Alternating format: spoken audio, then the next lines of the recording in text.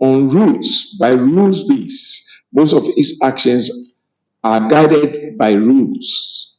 So there is not much room for discretion over there. Where the problem comes is with the fiscal, because there's room for discretion to meet political exigencies. The budget is drawn by the government. It is executed by the Ministry of Finance, but it's actually drawn by the government. So the government wishes and ideas that they want to implement are all captured in that discretionary document. So if we have to worry about our plan, which we thought maybe is perfect, going through, if we have to worry about any possible derailment that can occur, and the pressure comes from all angles as to what you need to do in order to help out.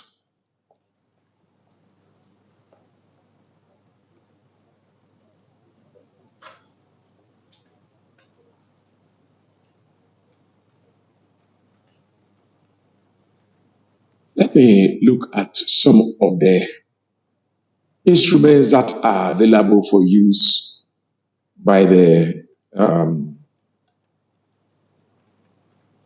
fiscal authorities in this. I will look first at the revenue mobilization.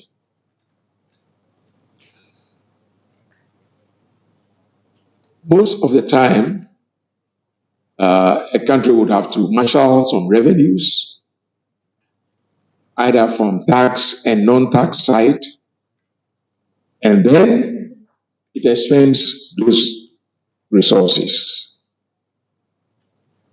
If there is a gap, that is what we actually call the deficit.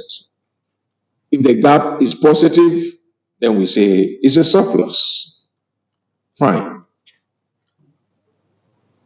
In our case, we've had deficit all through. Now we have what we call a structural deficit. There's an inherent weakness in the structure of our economy that prevents us from getting the revenue that we needed in order to expend. It's a structural weakness. So the deficit that comes out is a structural deficit, sort of.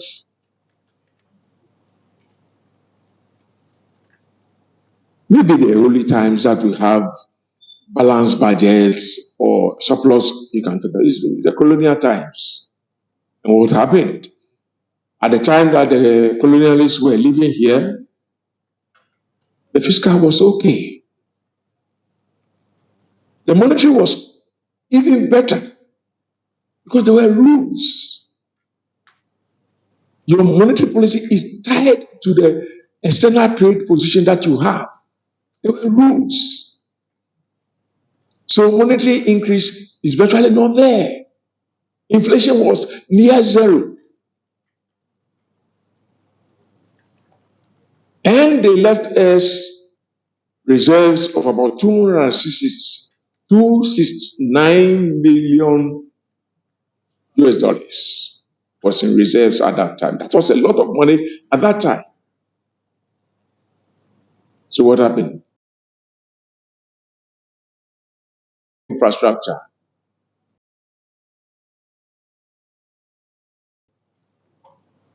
And because of that, the newly independent country needed to get the infrastructure ready in order to get the new independent economy to be moving. There was no energy to power your factories and so on that you hope to create. So you have to borrow to build Akuso Modam. There were no schools. There were no hospitals. The roads were few. All these expenditures had to be made by the new government, which now is running the independent country. Naturally, since your resources cannot meet all, you may need to go and borrow in order to do what you are doing. So we've been borrowing not today, not yesterday, but long ago. And borrowing is no crime. It's what you use the money for, which is this thing. By borrowing, you have not sinned. What will be worrying is what you use the money for.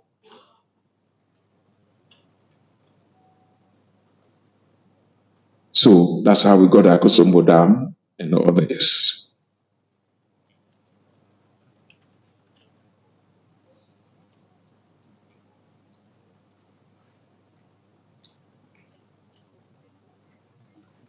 So if you ask me to give you a hint as to what can be done about revenue, I would say improve the efficiency in collection of revenue. Don't add one single tax more. It becomes a burden to the Ghanaian. There are too many taxes in the system.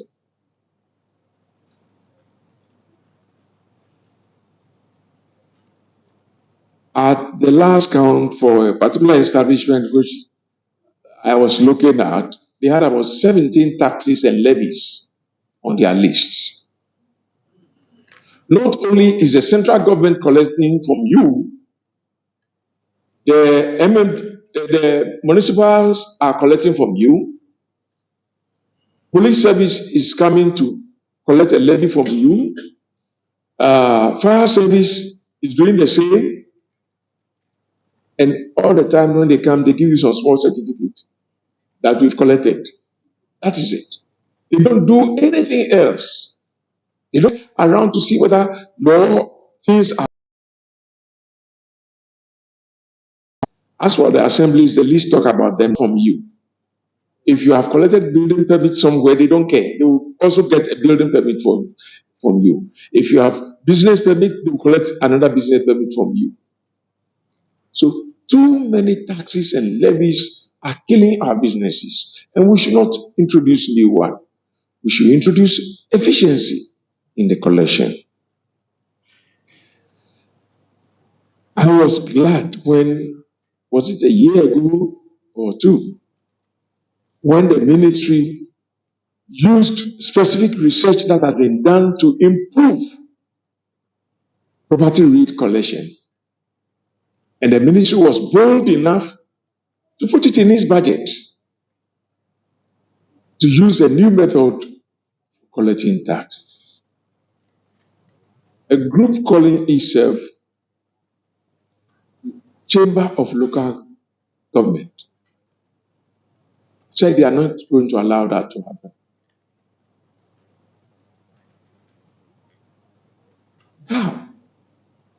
There's something to improve the collection of revenue. But there are reasons for why they say they galvanize themselves against the system. I don't want to mention those here. So efficiency can help. Then also take a good look at the exemptions that we have in the system. There are too many.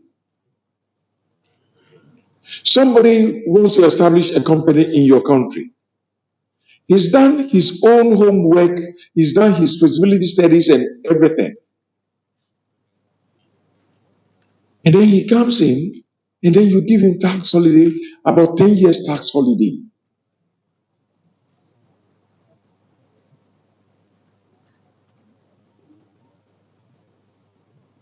Not only do you give them the 10 years tax holiday, but you also give them the chance to be able to keep their receipts over there. There's 100% retention for some of them. What do you gain then by allowing him to establish a company here?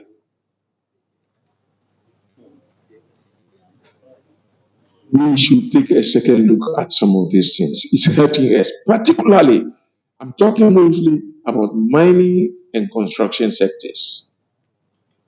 We give too many exemptions over there, much to the disadvantage of the country.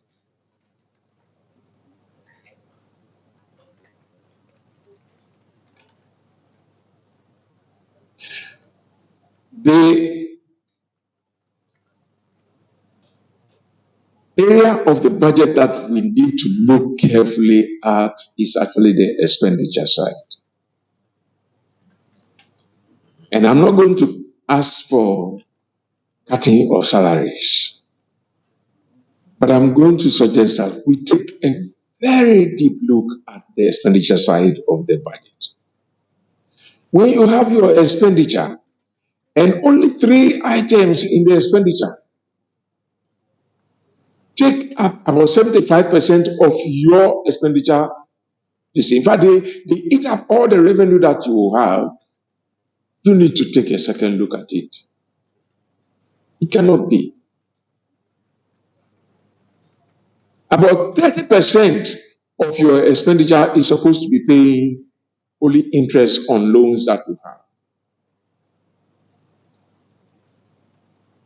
Then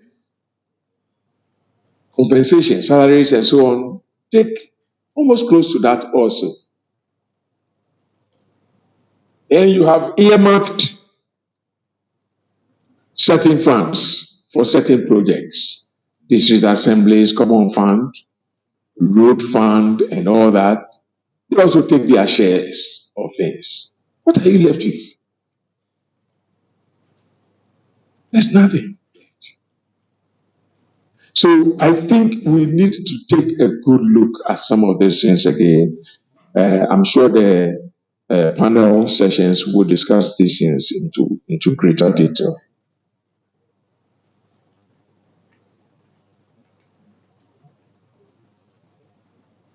Apart from known things that hit the budget, there are unknown things also which hit the budget. There are things which are not properly budgeted, formally accepted by Parliament, but they sneak in to the budget.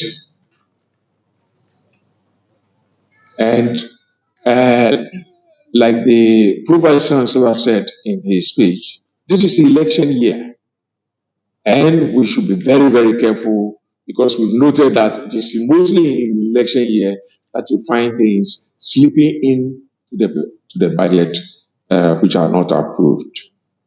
Let us be careful about that.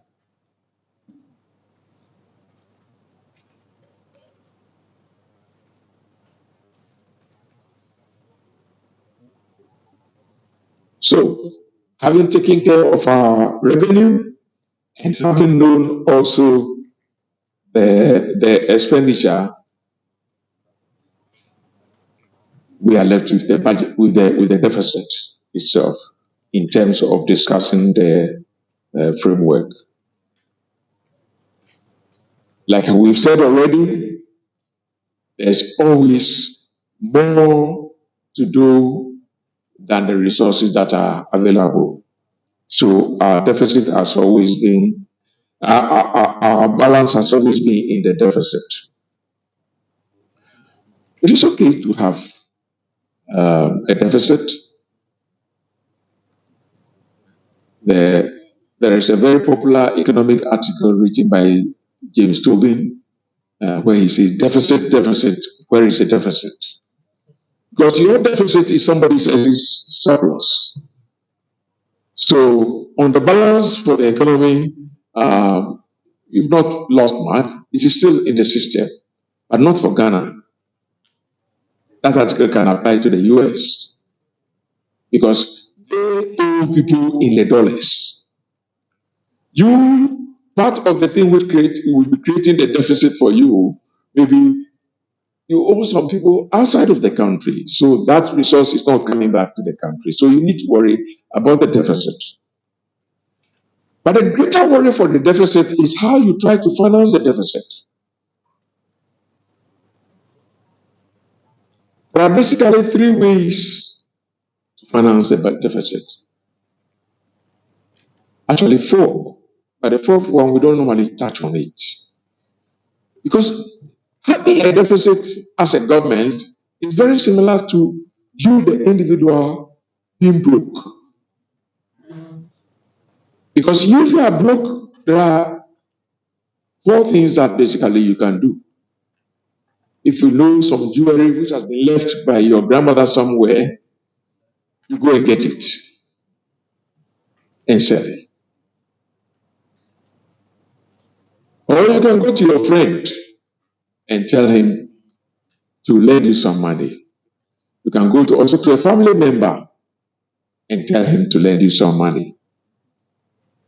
Or you can go and steal. The government virtually does the same thing. It doesn't steal. The government virtually does the same thing. When you have the deficit, you can draw down on certain reserves that you have. Something that you put somewhere that you're not going to touch it at all. This may be so difficult for you that you need to touch it. So if you touch it, you must make sure that you are putting it back where you took it. But the more common one is either to borrow from Ghanaians or borrow from outsiders.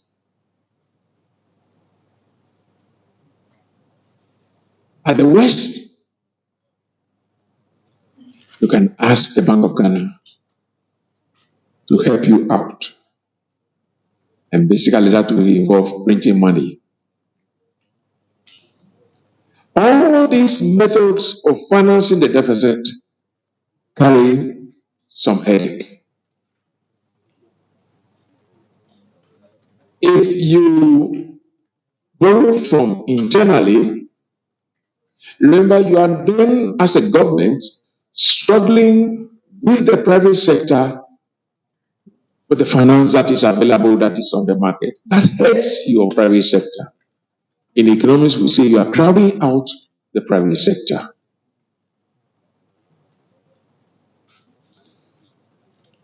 Or you can borrow from abroad. That also has some problems with it. The persistency of that can create situations where you have your exchange rate beginning to misbehave.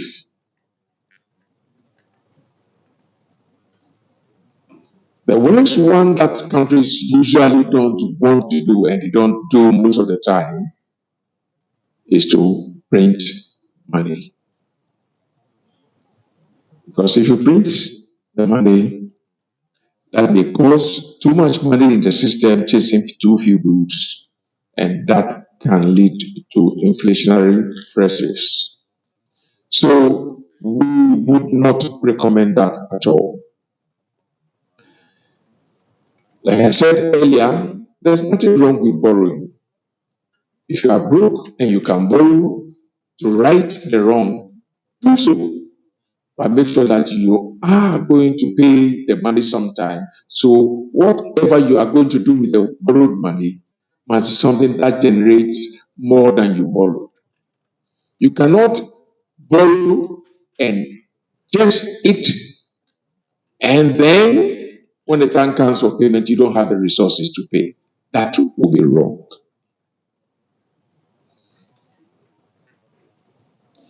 So basically, that is the way the macroeconomy can be presented.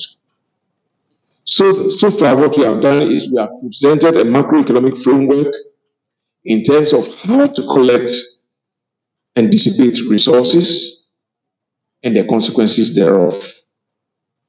But the real macroeconomic management is more than just cities and pesos. It actually involves the political economy of using the country's resources to engineer growth and development. That is actually left for the politician. And that is what our advice will be to the ministry, that concentrate more on that. Have programs that can generate more output for the economy. And in the end, try not to get too far on the deficit side. I think I can stop here now. Thank you very much.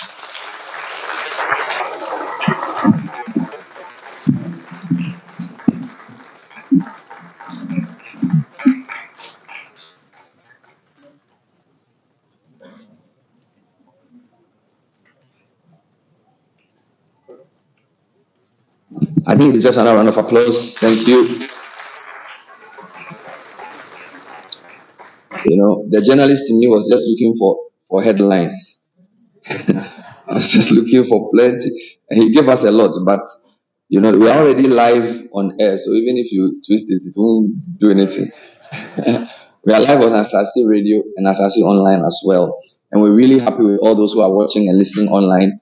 We want to make it interactive, so make sure you send your questions through. Your reps here will inform us. A couple of things that hit me: you can speak economics for 40 minutes without a graph. I thought that was wonderful. I liked it. He said there are four things you can do when you are in a deficit. And he said the fourth one, you can sell your assets, you can borrow, you can print money, you can steal. Somebody at the back said the government does all four. But I wasn't sure which government, just them generally. So I left that. You know, you can do all that. You know, he said a lot of very powerful things, honestly. And thank you for making economics simple. One of my challenges as a journalist is to translate. You know, when I interview economists and then they say, oh, we have maybe I interviewed Professor Botex, and then you say there are fiscal rigidities in the budget. Then UTV will say, okay, in the honorable, then we left. Favorite one, structural rigidities and expenditure rationalization. How do you say that in Tree? So please think carefully before you give us those terms. A few more people to acknowledge. We're live on many platforms. This is the maiden quarterly economic roundtable. We just heard from Dr. Nico Akusowa setting the scene, macroeconomic restoration. We have joining us for panel 3, Professor Jepoma Jekedako. She will join us virtually. Let's put hands together for her anyway. So she will do a brief on monetary policy, and that panel includes, as I've already said, Mr. Joe Jackson and Professor Ebo Texan. Let's acknowledge him as well. The panel on debt will feature Professor Korte, he's the principal presenter, Mr. Samuel Akest, I've already identified, and Mr. Franklin Kujo, who I think I saw somewhere at the back. Please put your hands together for Mr. Franklin Kujo. Thank you very much indeed. So we're zooming straight into the first presentation. And you know, usually when you come to this department, everybody talks about when they finish. And I like to think my year group was the best because 4 of my mates are here in this room. You know, so Dr. Atam Koma, I think it's at Ise. Ata, give me a wave. This one is based on who you know. So even if you don't like, he was one of our good students here. Dr. Nanama Afarijan. Nanama, where are you? Nanama was also my mate here. Dr. Patrick Isuming is at the back. Where's Patrick? Oh, are you jealous? We're in the same class. You see, you the professor. And then Professor Jepoma was also my mate. Put your hands together for the 2004 year group. So we don't have a Minister of Finance yet, but who knows? And the students, take your work seriously. Otherwise, you'll be here calling their names and they'll be sitting there. Don't be like me, be serious. So Jepoma, don't just come and pass through, take the work serious. So we have a Jepoma. She was our mate, she was presenting. Professor Isuming is our UGBS. Atam Koma is here, Nanama is also here. So, and we were all taught by the man I'm coming to call, which is why I'm doing the introduction. So all of us were trained very well by the now head of department, a man we are so happy to have, Professor William Babwatin. So please welcome him as he comes to do a brief presentation on the fiscals. Thank you.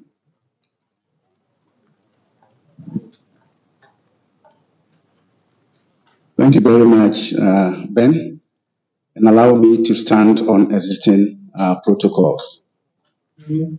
As I sit and watch and listen to Dr. Sowa, I thought I was in N1 when you were teaching us money and banking 20 years ago. And in the class was Ebo Texan and Dr. Alasa Idusu. So we also have people doing And the 3 of us moved on to do our MPhil. So we were in the same class from first year up to MPhil. Now, when you are called upon to speak after your best lecturer has spoken, you consider it as maybe one of the examinations that we wrote. And I was telling him that most of the things that I have planned seems to have been touched on. Maybe because we all stay in Medina. But allow me to just share with you a few thoughts. He presented the macro framework. And as I said, and I looked at my Pro VC, said I should be very careful if I equate it to science, because I look at the macro framework like a human being. The human being has so many organs, and the key organ will be the heart that pumps blood into all parts of the body, including the brain. And I look at the brain as monetary, whilst I look at fiscal at the heartbeat of the macro framework. And therefore, whenever the fiscal sneezes, you see monetary, the sectors, external, all of them, they catch cold. So every election year, fiscal will sneeze, and then all these other organs of the macro framework will catch cold. Therefore, the heartbeat is where we need to touch on. And I wasn't surprised that the emphasis of Dr. Sowa's presentation focused on fiscal. And if you look at fiscal revenue and expenditure, and it denotes the critical role of government in economic management. Why do we even have to worry ourselves about government? Government is important. And government role is key because allow the market to do whatever it likes. There's going to be chaos, inequality, poverty, and so on. But in as much as the role of government is important, we also know that there's also political failure, especially when we have fiscal dominance, an excessive role of government in socio-economic management of a country. And when you have such a situation, it means that you have a problem. And the situation even gets worse in every election year. And Dr. Sowa has emphasized that. And looking at the figures, maybe with the exception of 2004, when the deficit was not much. We had a bit of deficit, but it was very minimal.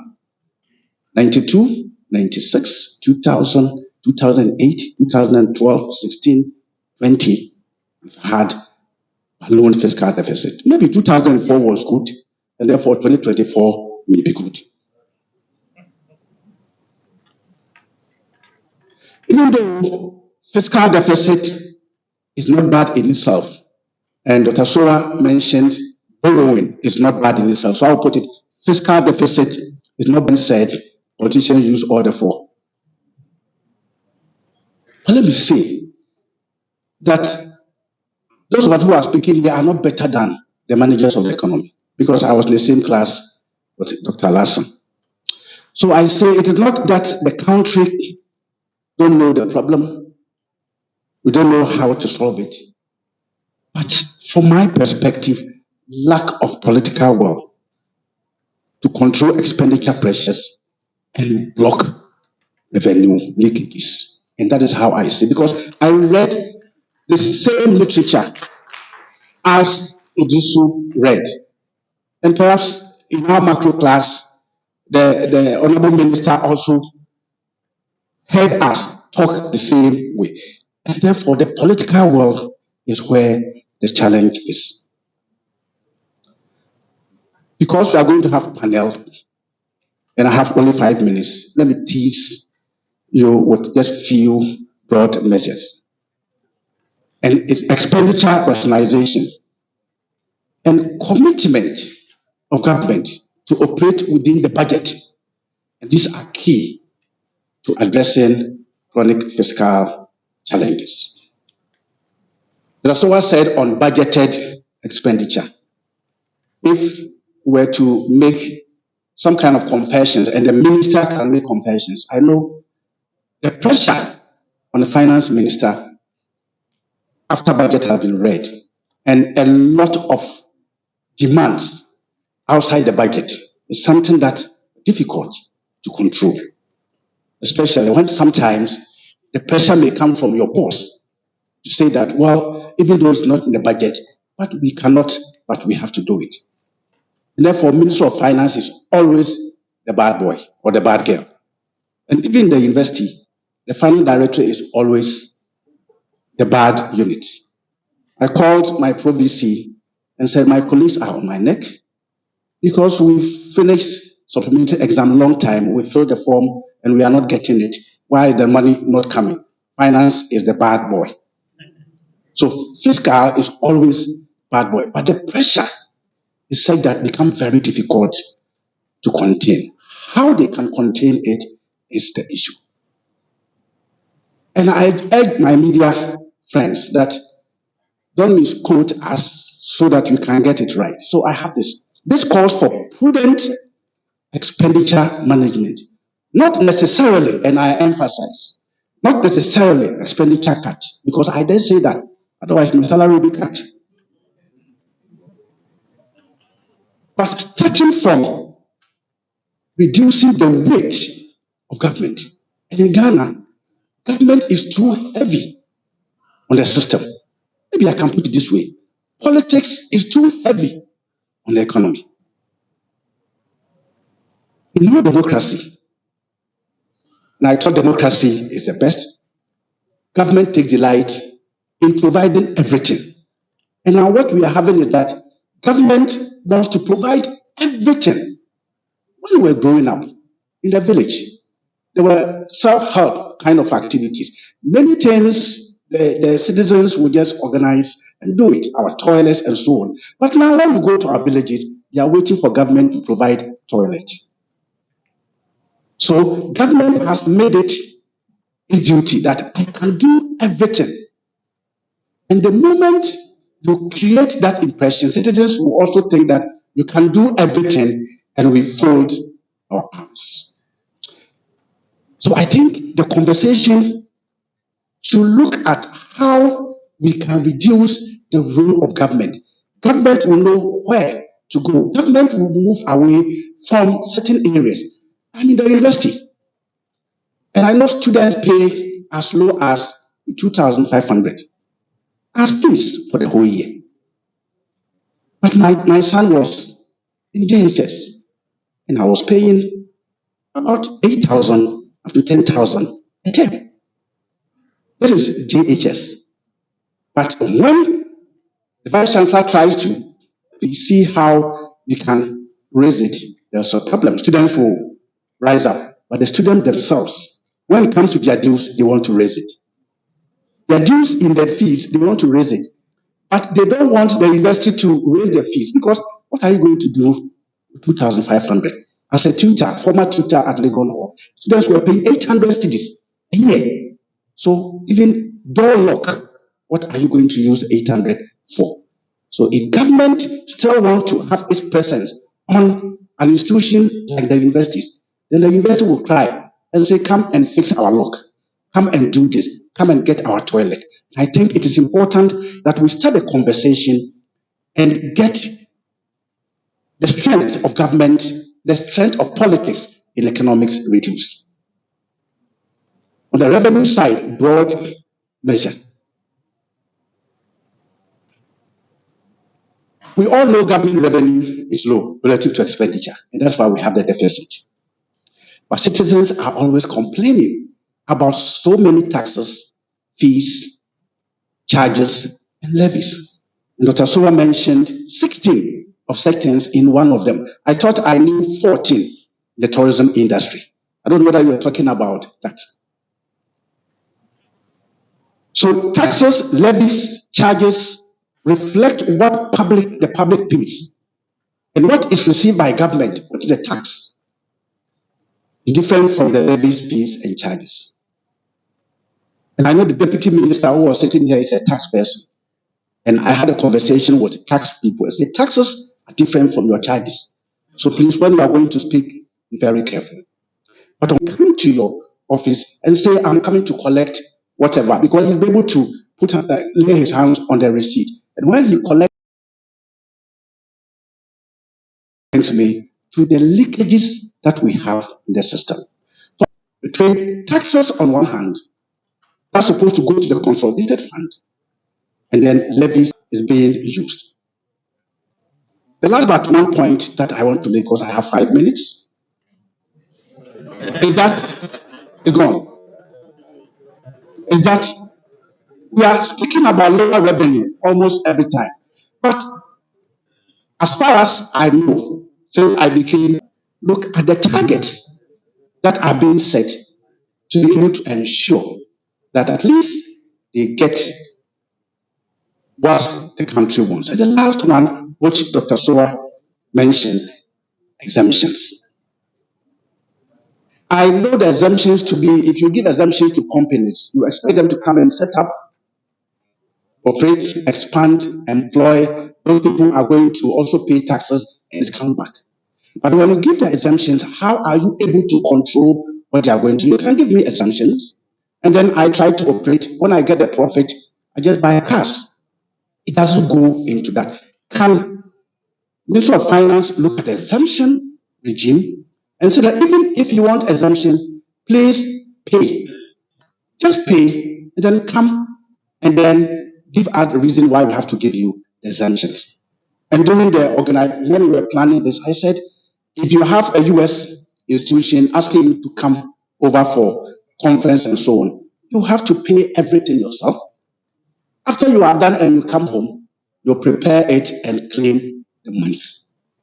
In that case, government will be able to monitor the sanctions. Thank you very much.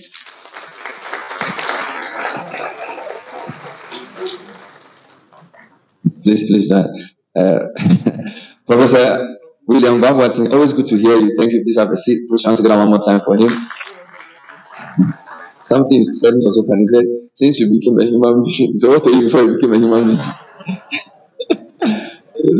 We should have invited TRA to also come. Drusu, Director Economic Strategy and Research Division, Ministry of Finance. Please welcome him properly. He's your mate, right? Okay. Both of you were taught by the keynote speaker. Please go to the middle. And then we have Mr. Leslie Dwight Mensah, who's an economist and research fellow at IFS. So I think the fiscal is so important that there's a whole think tank set up just on fiscal. So Institute of Fiscal Studies, very powerful. So that was the longest 5 minutes, because for 5 minutes you kept changing that. So I'm not sure whether there's a different 5 minutes London Meridian time. So what I'm going to do is I'm going to take opening thoughts from your two colleagues, and for me, I will make it very easy for everybody. So, do we all agree on what has caused the fiscal imbalances, and then can we come to some meeting of minds on the solutions? Right? That's the broad framework. So basically, would we agree? Because if you diagnose the problem wrongly, your solution cannot be right. So I think we should spend a few minutes talking about whether we all agree on why we've had these fiscal deficits for very many years, apart from 2004. In fact, the keynote speaker was even surprised you were asking him to talk about restoring, because according to him, you've never really had sustainable macro stability. It's been very up and down. So let me start with Dr. Alasan. Anything that you want to add to why we've had these chronic deficits, fiscal deficits? Anything you want to add or re-emphasize as a starting point? I don't know if they're giving you a mic first, please. Yes, please give this to Leslie. Let's say, oh, we have more mics than wonderful. May it be so with our economy too. We have more than we need. Okay.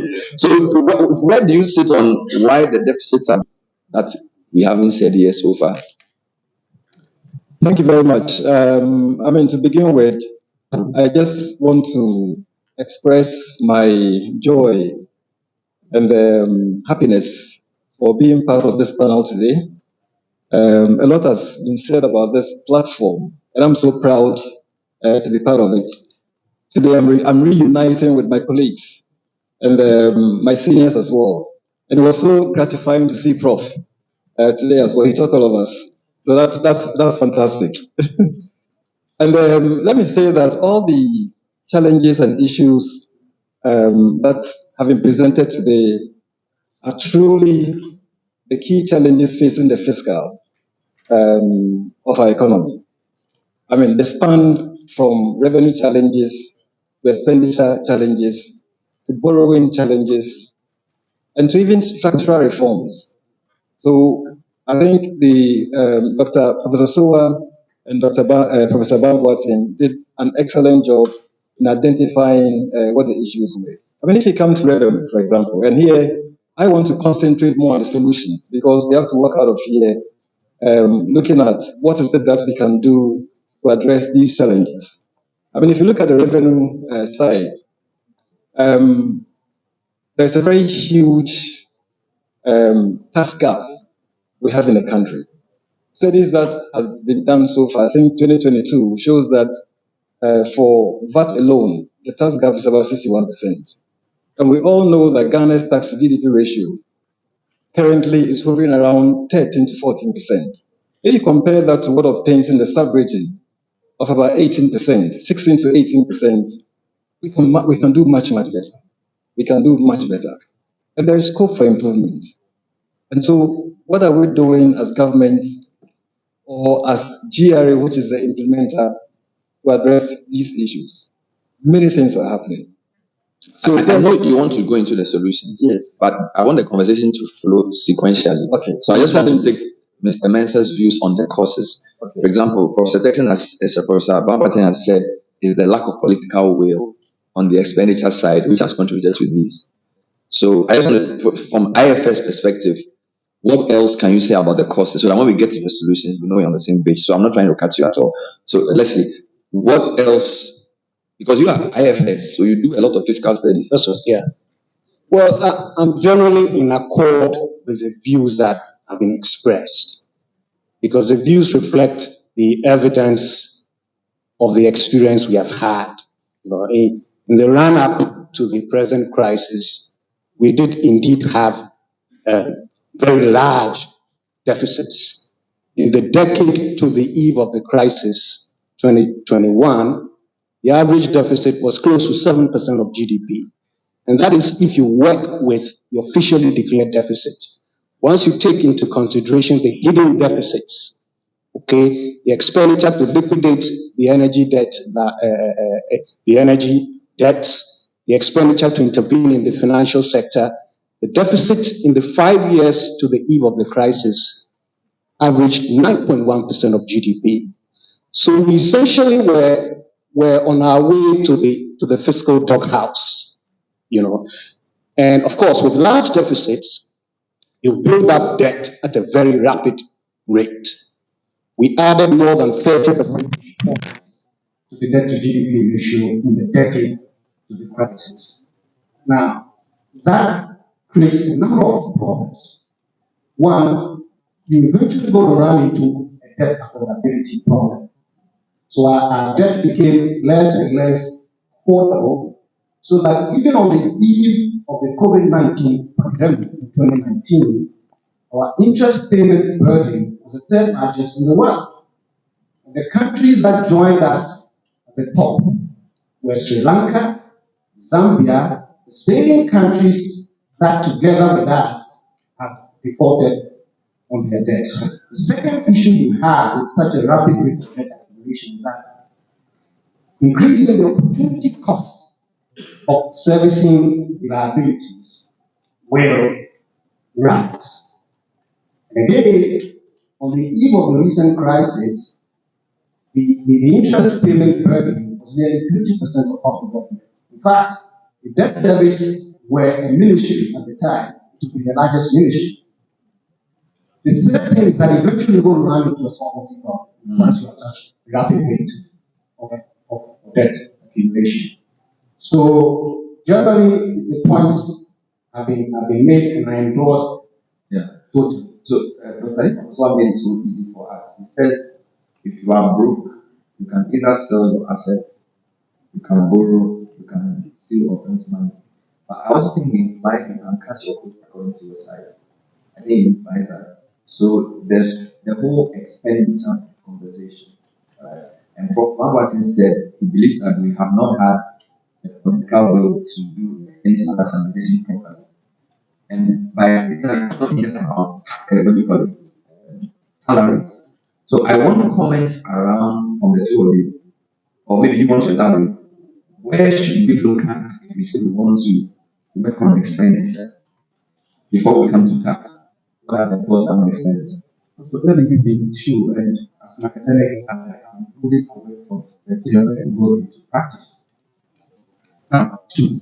One, let me look at salaries and wages. And it continues to be hard, but workers continue to complain about low salaries.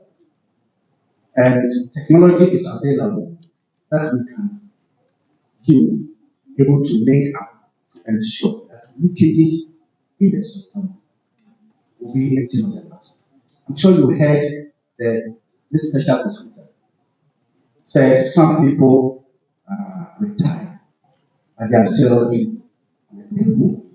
You can have a lot more people who may be paid in one particular institution and also be paid in another institution. If we are able to look at technology, link everything up, now we have it, the Ghana card. We'll be able to identify each person and what is going to happen. And we start from there, we'll be able to minimize some of the leakages as we have in the people.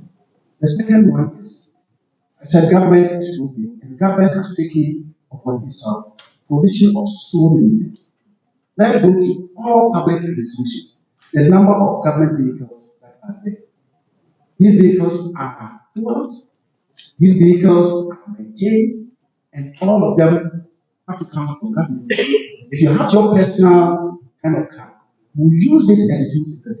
But because it is government and government doesn't have a father or mother, you use it anyhow. When you see potholes straight, but then the cost goes to government. Can we, and I've said this a number of times, can we learn from other institutions? And I've used Rwanda as an example, where the finance minister will tell them the only people who use government vehicle, the president, the vice president, speaker of parliament, and chief justice. Everybody is supposed to have your own car, and then government gives you.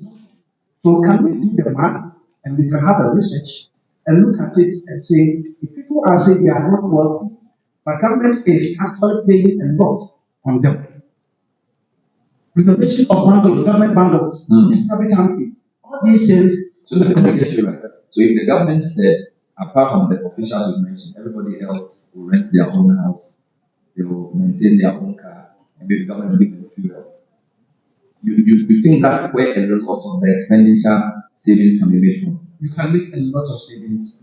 Has anybody been study on this which will help us? Because a lot of times we talk in abstract terms. Has somebody had a study to say if we cut ministers to 50 and we give everybody fuel voucher, everybody buys their own car and pays their own rent, this is the amount of money we save per year. Maybe that work should be done. Let me give you an example. I watched this from Gambia, and Gambia was going to have this international conference. You know how many SUVs they bought for that particular one, 200 SUVs for just that particular conference, multiplied by $150,000. So if you have this and distribute it to public sector workers, what will happen? So you can, without doing research, you can look at the number of SUVs that we have across the board and the services. And I saw Minister of Finance can have the figures. You know how much we are spending on that. Private sector, many people, I mean, I'm a head of department, I come to office with my car, and I don't need government car. I'm giving, well, you have to go to government. When there's something happens with the car, I have to maintain. Any comment on that? He says it's not the salary we should cut, but all the frills that we add and reducing the size of government. Any thoughts on that? Any numbers to add? Well, I agree with Prof. If I had the power and would, I would. We needed a commission to do some critical national work. It would be one to examine every item of public expenditure in Ghana. A team to put everything on the chopping board. What do we spend public money on? And this team should be tasked with finding savings. Say savings of 2 billion from what we spend now. Okay? What are the organizations that procuring guidance, okay, that they don't need? For example, this is something that should be on the chopping board.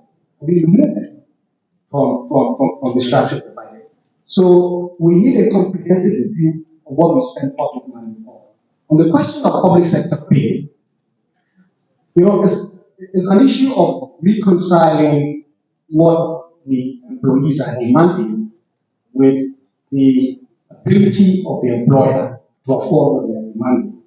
You find that what we spend on public sector pay in proportion to our revenue is bigger than what you find in the average African country and the average middle income country. In the average middle income country, the ratio is around 30%. In Ghana, for every year since 2006, the ratio has been about 40%. Okay, so we're certainly spending more in relation to our income than our peers.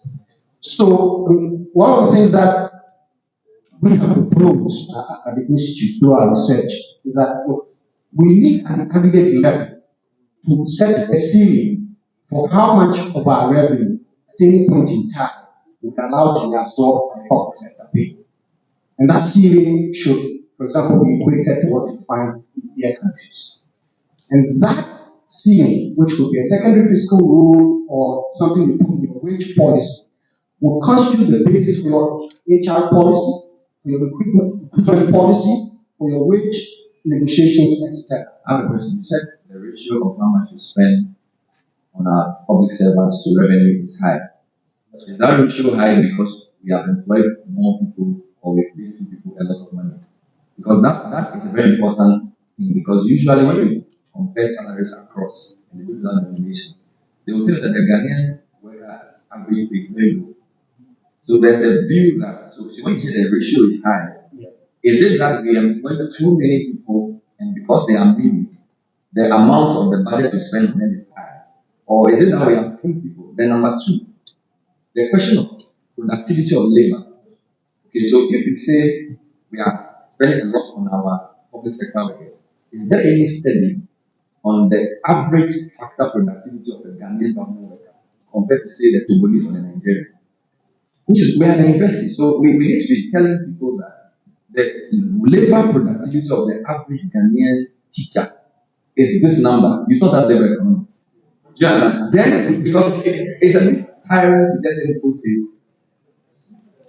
like government expenses are too high, we are paying people. The devil is in the detail.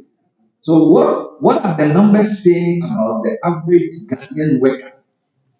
Why is it that the ratio of the revenue we spend on Ghanaian workers is higher than others? When we have that insight, then it will be very easy to make a decision. So for now, it's a lot of,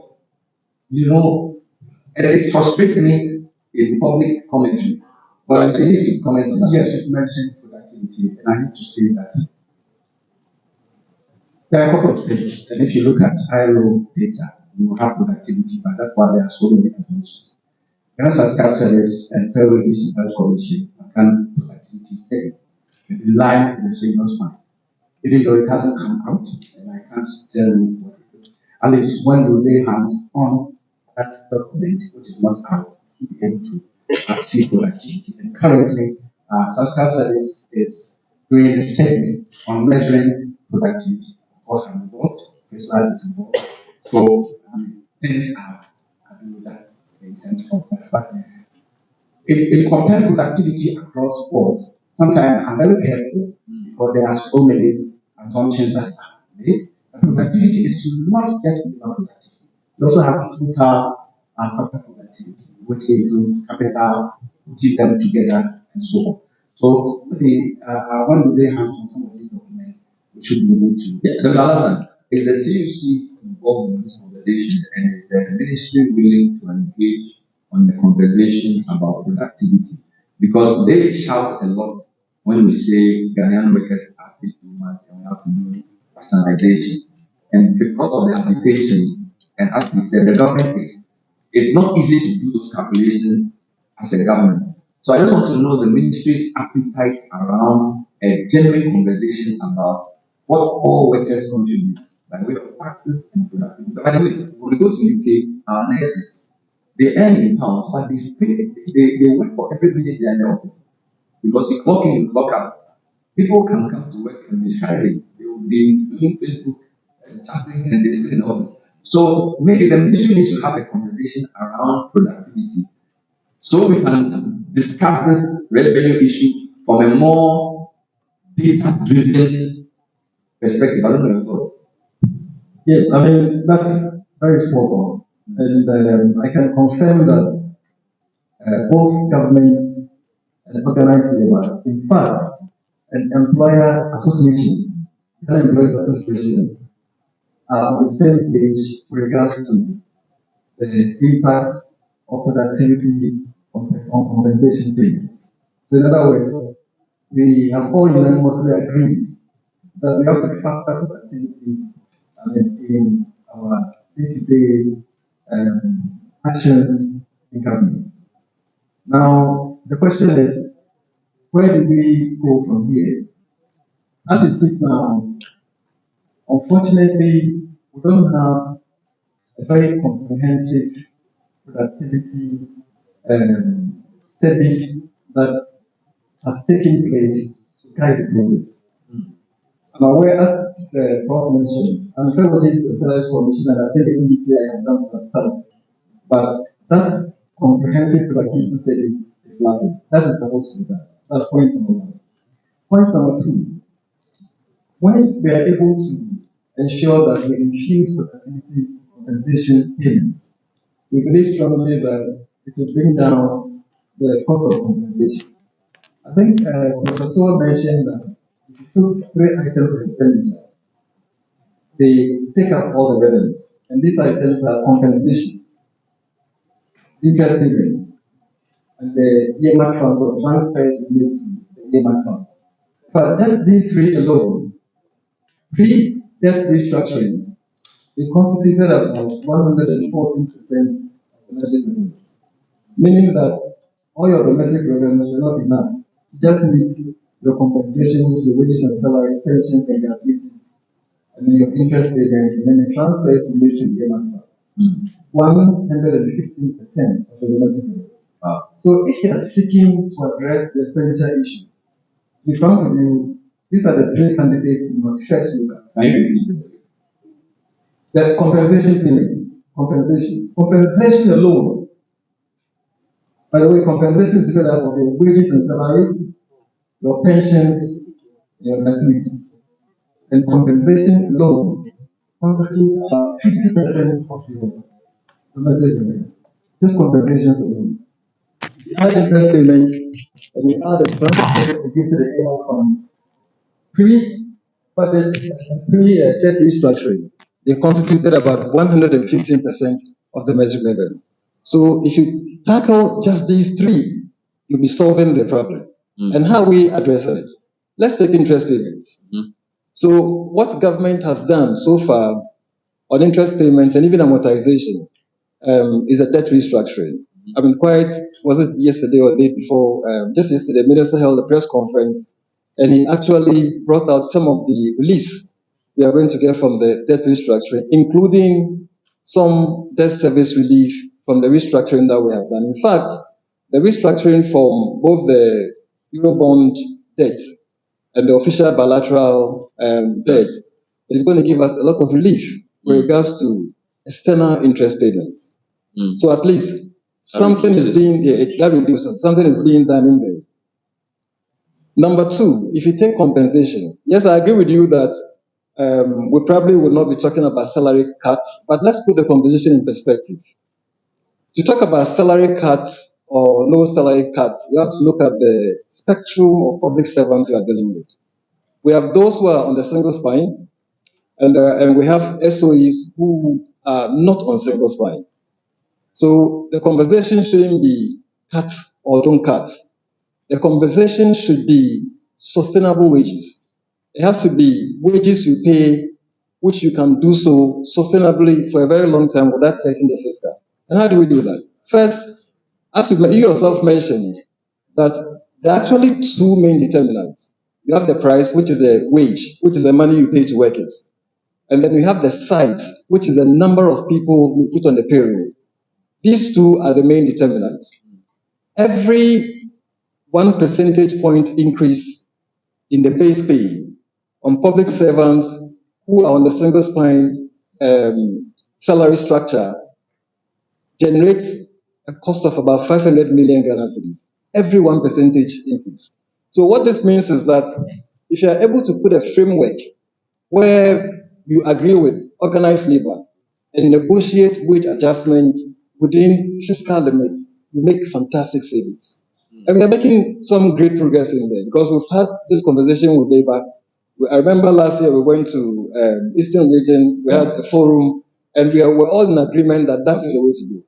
But we must also make sure that when we are negotiating wages, we don't, in Ghana currently we negotiate annual wages. That's very costly to government. We have to do that within a medium-term perspective, like in other jurisdictions, so that you can lock in wage adjustments over 2 or 3 years, and so that that doesn't become very costly. Okay. And then you need to weave in the productivity part, because once you weave in the productivity part, then the wage increases can go according to productivity. You are giving us fantastic information, and I'm enjoying it.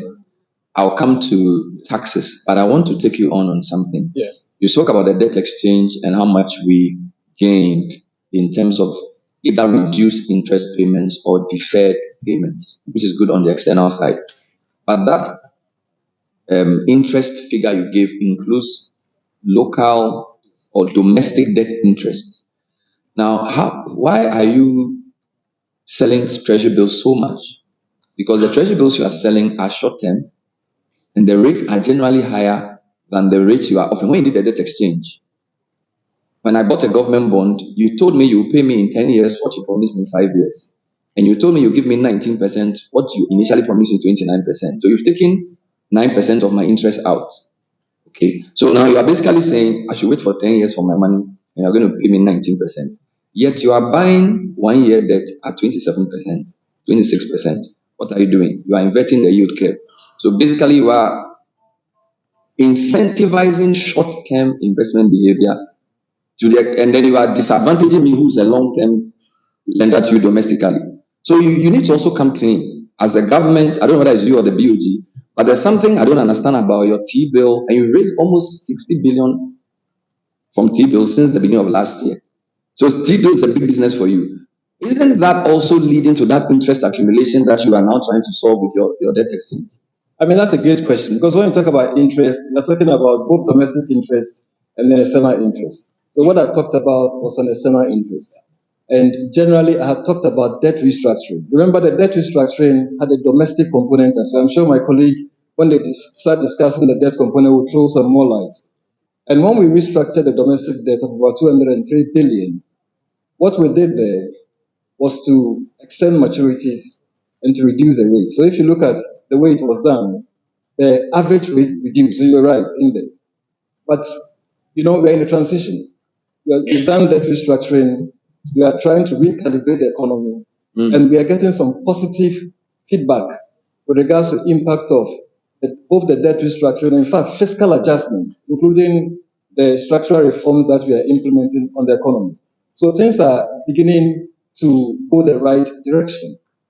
But once we did the debt restructuring, then the key instrument that became available in the domestic market was your treasury bill, right? And so if that is the key instrument, you go out there, what it means is that once government appetite for borrowing increases, then you have to borrow more, and then that would drive the interest rates up.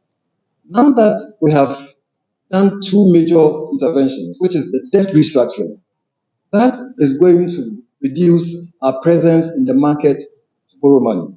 Number two, if you listen to Minister's conversation yesterday, he mentioned that in 2023 alone, last year, we actually consolidated the fiscal by more than 4 percentage points of GDP. So in other words, if you look at the revenue minus your non-interest expenditures, in terms of shares of GDP, we had actually reduced it by more than 4 percentage points, only last year alone. And in this year, we are planning to even post positives. And as Prof mentioned, your deficit is basically the excess of your expenditures over your revenues. And when the deficits are large, you go out there to borrow large money to finance the deficit. So if you are now looking at lower deficits, then it means that even if you are exercising the option of borrowing to finance that deficit, you are going to the market there to pick smaller amounts. So it is anticipated that because we are pursuing a fiscal consolidation, an aggressive fiscal consolidation program, our deficits going forward is going to be much lower compared to previously. And because the deficits are lower, we are going to borrow less. If you go to the domestic market to buy the treasury bill at lower volumes, we believe going forward it would positively influence the rate to come down. So you are So going this to, is the you are going to transitional. reduce, you are going to reduce Yes. your borrowing, but then once you borrowed already, you are going to pay the interest. Yes, So we that's do. added to the interest accumulation that you discussed. So on one hand, you are reducing your interest externally and increasing it domestically. No, but the point I'm trying to make is that these are temporal occurrences which would iron out, in the medium term. So Leslie, But help me. let me share Help me. the lower interest rates Yes. we see today Yeah. on the bonds.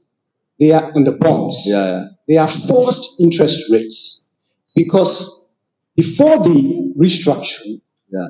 the secondary market yields Yeah. on the bonds were near 40%.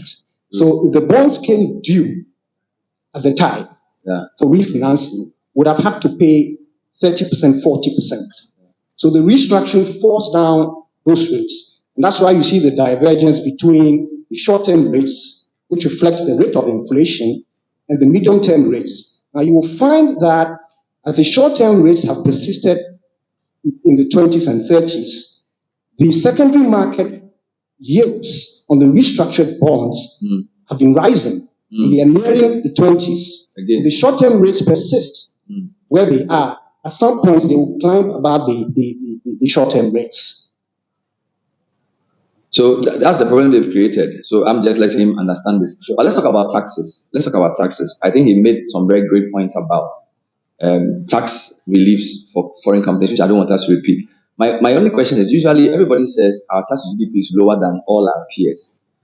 And again, don't you think we should qualify it a bit? So I know it's overall tax, but is the problem direct or indirect? Because it can also give you a list of taxes you pay when you have to import a commodity, their meaning. He also spoke about the issue of property tax and how there was an attempt, because it's a progressive tax, generally, right? And so I want some insight into the tax problem. You understand? Because if we are not paying enough taxes, the tax to GDP is low. Why? Is it because we are not collecting enough direct taxes?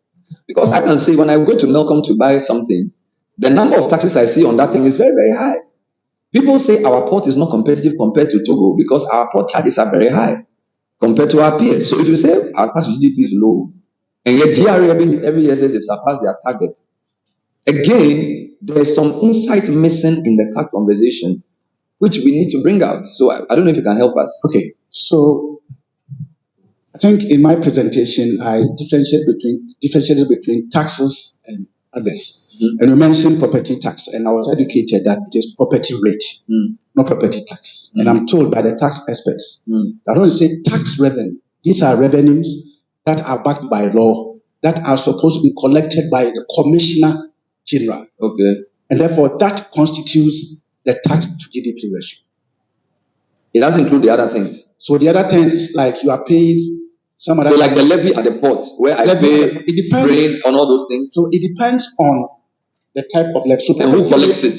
So property rate is not taxed as per the tax people. But now they brought GRA into it. No, they said DRA even does that, but DRA is just helping the local government to be able to do Which it. is why the local government people didn't agree. Yeah. So it's a GRA thing. The point is he didn't want to go there. So the basic thing is that GRA has come in to use that tax efficiency to help collect property because the assemblies are weak. So when you speak to even the DRA, they will say that the tax to GDP ratio is based to look at it. And I always, my heart beats for Minister of Finance, earmark taxes. If you take VAT, we have the COVID, we have the Get Fund, we have this, and those ones are earmarked. And it does not, the Minister of Finance doesn't have the direct kind of control over it. If the Minister of Finance does not release the money, then he is in trouble. So the way we have made our tax system, it makes it difficult for Minister of Finance to have that discretion to be able to use the tax to be able to do what it's supposed to do. So on one side, the public is paying so much, but those ones are not being found on a tax. They may be non-tax revenue, but government says tax. So I think we need to have a conversation when we bring all those things that are being paid by the public, put them in the basket, and see how. So let me get you right. Out. So when they say our tax to GDP is lower than our peers, they're talking about what GRA collects, not what we pay. Yes, that's what my understanding from a tax expert. Is that what all the other countries also do? That they to their GRA collect? Because if you say we are not paying enough taxes and we say we are suffering, so it depends on the tax law. They may go to Kenya and they may not have those earmark and all those rates and levies and other things outside the tax. Maybe the tax component may be big. Because you see, if the narrative is wrong, we cannot solve the problem. Because we just keep saying Ghanaians are not paying enough tax. Meanwhile, tax is a technical definition based on what you define. And maybe we are trying to solve the wrong problem. And a typical example is, I am coming from an ignorance perspective as a taxpayer. I have maybe a hotel, and I pay 1% of my turnover to tourist authority. Yes, it is not tax, but it's something that has come from me. I pay something to EPA, fire service. So when I add all those things, they come from my profit, and then it takes out everything. So when government says that, but doesn't that money go to government? No. Wait. Are you talking about? So hold on. If I pay to tourism ministry or tourism authority, is that not government? So they are authority, and he can educate me if I'm wrong. They are authority, and I can tell that is why many agencies are now converting from agency to authority. So when you become authority, you have that kind of power to also generate revenue. So is the tax to GDP low because there are too many non-GRA people collecting money? I mean, that is from my. Is that part of the problem, or is that Ghanaians are just not honest? Or tax authority is just not sufficient? And that is why Ghanaians will always complain that you are bringing so many taxes. Please, if there's any help here, I'm sorry here. But to say that the tax to GDP ratio is given the economic base that you have, the proportion of that base that you are able, the tax authority is able to capture as revenue is lower than is captured elsewhere. Okay. It's not an answer to the question of whether Ghanaians are paying too many taxes or too few taxes. Okay. Now, tax revenue depends on a number of things. What you find in the evidence around tax revenue generation, so over the last 2 decades, is that one, in the last decade, economic growth has generally slowed down. It's been under 5% in the last decade. It was close to 7% in the previous decade. Now, a slowdown in economic growth would naturally impact tax revenue generation. So that's one. A slowdown in growth is one. What you also find in the evidence is that the real growth of tax revenue has been declining. In other words, tax revenue adjusted for inflation has been declining. It was higher than real GDP growth in the decade to 2013. So in the decade to 2013, for every 1% increase in GDP, we're collecting a higher percent in revenue. In the last decade, it slowed down. Okay, now that suggests a slowdown or a worsening of tax efficiency. Get it? You get it? Yeah. It also points to the failure of the tax authority to dynamically respond to changes in the pattern of economic activity. Okay. Because the pattern of economic activity has been evolving. Okay, certain areas are becoming more tax rich, certain areas are becoming more tax poor. The revenue authority has to to be dynamic in essentially following the money. If the response is slow, then you could end up with a situation where you have a certain amount of growth, but the revenue generation is not. So tax efficiency is a big.